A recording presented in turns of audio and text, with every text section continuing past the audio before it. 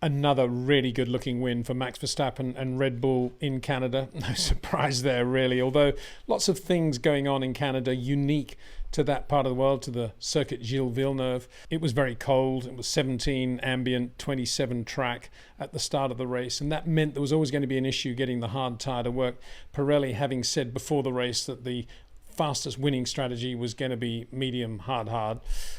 So that was always going to be an issue. And Montreal always historically difficult on brakes and fuel.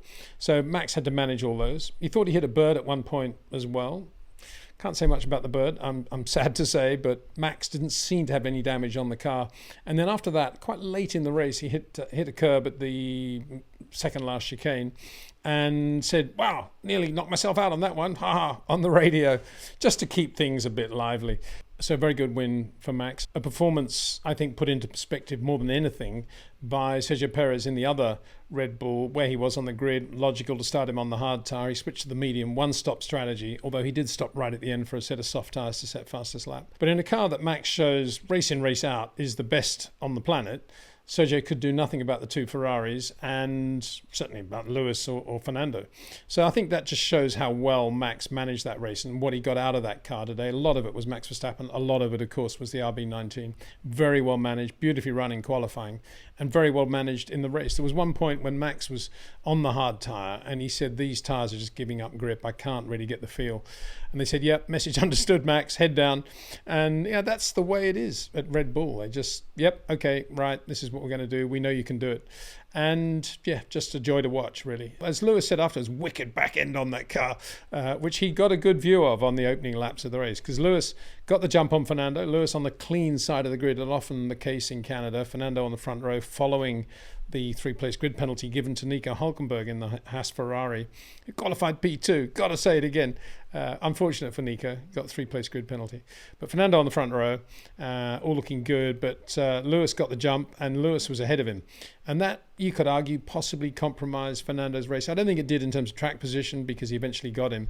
But it was more possibly that Fernando was having to drive the car a little bit harder in terms of temperatures behind Lewis in the early laps, and maybe that did some of the damage later on with the brake problem, the brake nursing that he had to do. So yeah, very, very good start by Lewis, and unlucky in a way. He got a bit of debris in the car when his teammate George Russell, who was in a group behind Lewis, hit the wall coming out of 9, I think it was, the chicane, fast chicane, banged the wall really hard. And limp back to the pits, right rear tyre in disarray, bits falling off the car, and oh well, he's out of it. And he said sorry twice within about 3 seconds of hitting the wall, as George would.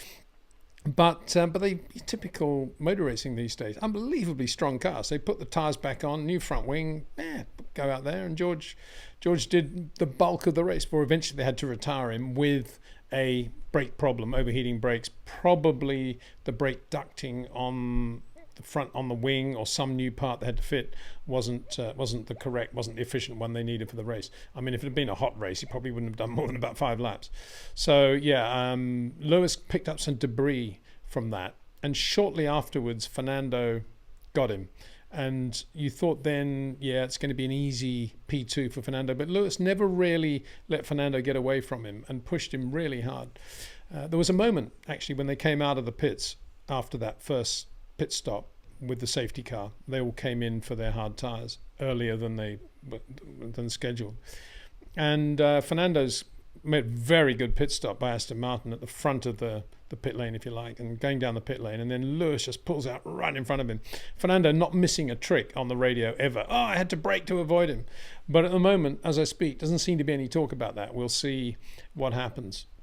So Lewis kept that P2. Max got away from him, as I say, at the restart.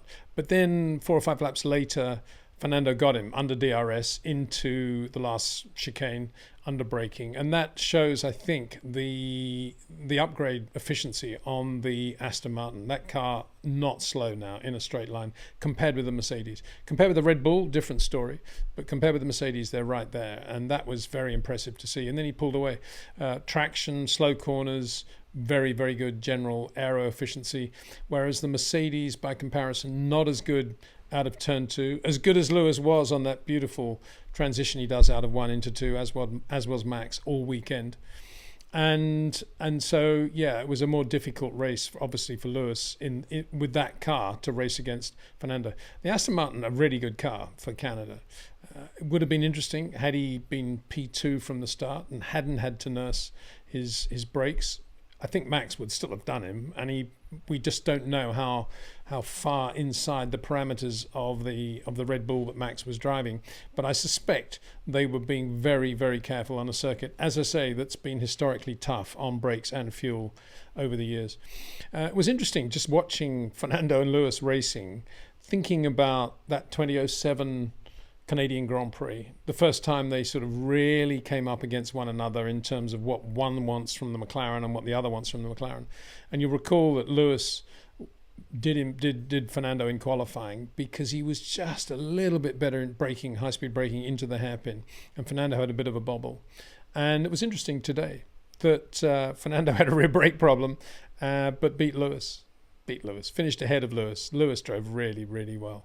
And beat is the wrong word, I think. Very, very professional performance from Lewis Hamilton, the 7 times world champion, who said afterwards to Jenson Button after the race, it was a real honour to be up there with 2 world champions on the podium. I'm quite sure what that meant, actually. I think he really meant it sincerely from the heart. What a sweet comment. So Fernando, Lewis, Max, and then the 2 Ferraris. I gave them a really hard time yesterday about the way they managed the temperatures, the way they didn't put Charles on the slicks from the start, as they did with Alex Albon in the Williams. Great call, again, by James Voles and the team at Williams. But they did a good job today because they didn't come in at the first safety car when everybody else did and went from medium to hard. They stayed out there to get track position because they were 9th and 10th on the grid. And they used that really, really well. And they ran those mediums right up to the point where all the guys on hards were saying, we've lost grip, we better coming in again. And at that point, they came in as well. So they actually did really well with their strategy. They predicted that the medium tyre would last right up until half distance. And both Charles and Carlos Sainz made the most of it. There was some, I don't know if I should read too much into this, some very odd radio messages to Charles, I thought, today. A lot of it was, don't worry, Carlos is not racing you, he's not going to challenge you. As if, a guy of Charles' stature needs to be told that. But I guess if they said that to him twice, it must be a talking point in the debriefs, in the garage at some point. First thing. And secondly, it was like, what we want from you now, Charles, because we've told Carlos not to race you. We want a nice, clean, fast stint. I mean, you're saying that to Charles Leclerc? Does he think that he's never going to drive and as fast as cleanly as he can? I mean, or indeed, if he's going to make a mistake, he's not going to make a mistake because they told him to drive cleanly? I mean, it's a bit juvenile. I just couldn't believe that they were talking to him like that. But anyway, he did the job in the end, and maybe that's what he needs. Maybe he has to be spoken to like a school teacher to the pupil. I don't know. It seemed very odd to me, that whole radio interaction with him. But yeah, they finished 4th and 5th, and good luck to them. That was a good performance from where they were on the grid, but a disappointing weekend in general because, as I say, right up until qualifying, Charles Leclerc had been not far away from Max Verstappen, and I think had he qualified where he should have qualified, he would have been second today. He probably would have beaten Fernando Alonso. It would have been a really interesting race to see how the Ferrari compared with the Aston Martin, and given how well the Ferraris went on the medium tyre, I think it would have been really, really close.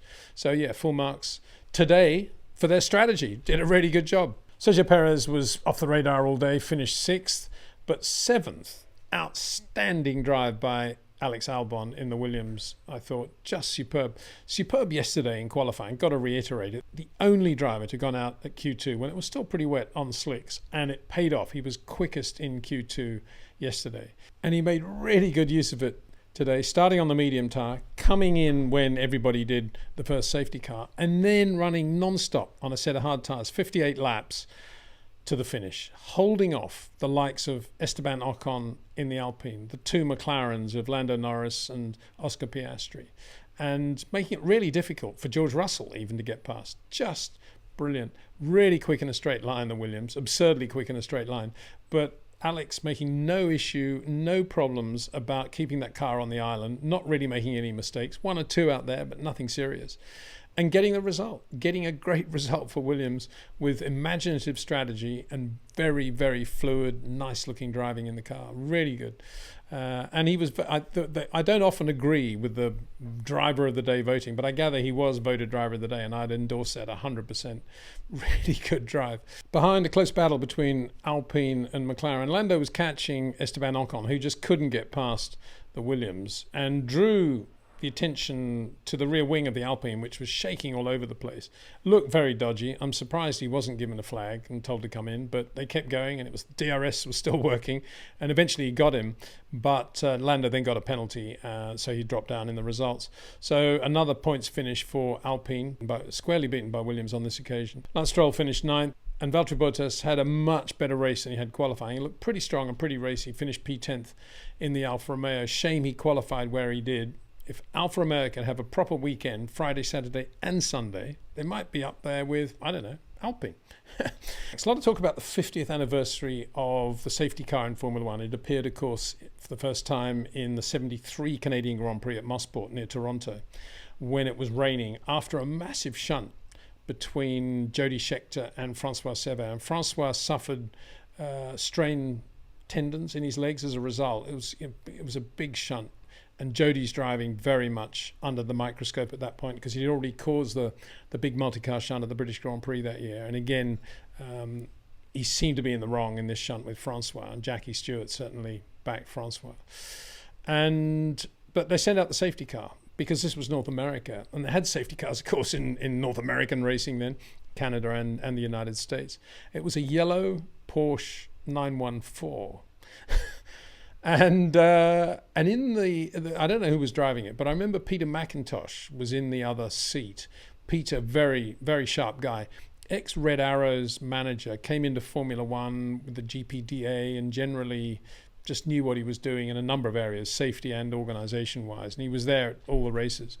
Didn't actually work for the FIA, I don't think, but it was interesting that he was in the safety, in the Porsche 914. And I remember 3 times, I remember talking to him after 3 times. I wasn't actually there, but I remember speaking to him afterwards back in London. 3 times he got on the radio to say, I think we're in front of the wrong car, because they were told to get in front of Howden Ganley's Williams ISO Marlboro. And 3 times he said, no, this isn't right. We should be in front of Emerson. We should be, and they just ignored him. So they stayed there, and it should have been Emerson. And as a result, Emerson, at the restart, had to make up virtually a lap.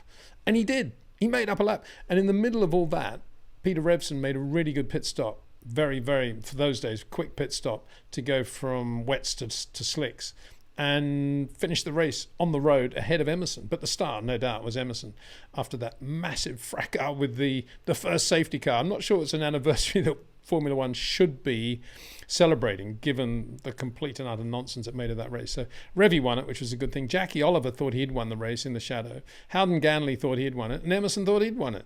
So, imagine what that was like after the race. Anyway, finish with that note. Thanks for watching these 3 videos, and thank you very much to our partners, to Jetcraft and to Pitbox.io. You can read all about them in the description. Follow the link. And of course, I'll be back with more live streams and videos in the coming weeks. We're going to be looking at how Max does do that short corner exercise of his, at how the inter-team rivalries compare in terms of style, one driver to another in the same team. We'll be talking about that. And then, of course, I'll be doing some live streams. In the meantime, thanks for watching. Stay safe and see you soon.